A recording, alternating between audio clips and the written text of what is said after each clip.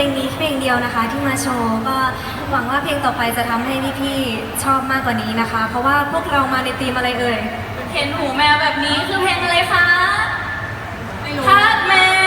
วใช่ไหมโอเคนะคะทาสแมวนะคะเดี๋ยวเราไปรับชมกันเลยค่ะ